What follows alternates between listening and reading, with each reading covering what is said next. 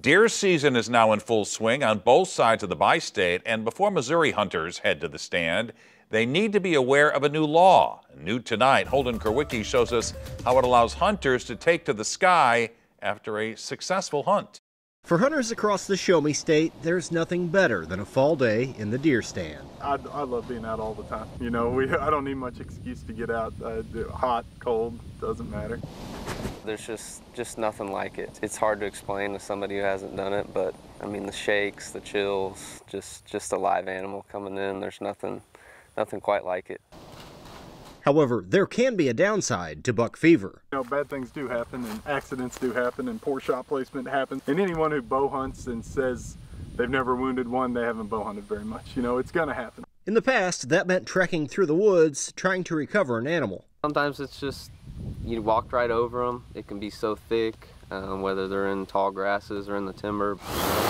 Thanks to a new Missouri law, hunters like Jack Houston can use technology to recover their trophy by sending thermal drones into the sky after they've shot. What's the farthest you found a deer away from where the person shot it?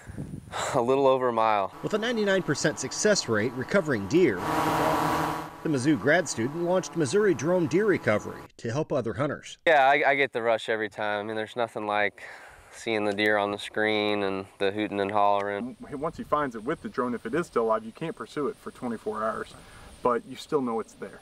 You know it's close. Houston is also using the technology to do health assessments on the size of local deer herds to prevent overhunting. When the drone shows it and says, well, that's a doe, that's a small buck, that's a big buck, you know.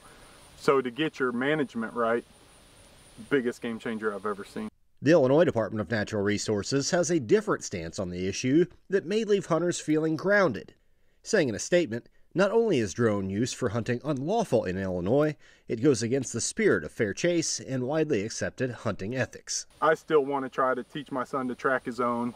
I want to go through that process, but to have this as a backup, for me, unbelievable. Reporting in Columbia, Missouri, Holden Kerwicki, 5 on your side. For more information about Missouri drone deer recovery and the latest law changes impacting hunters, you can look for this story in the As Seen on TV section of KSDK.com.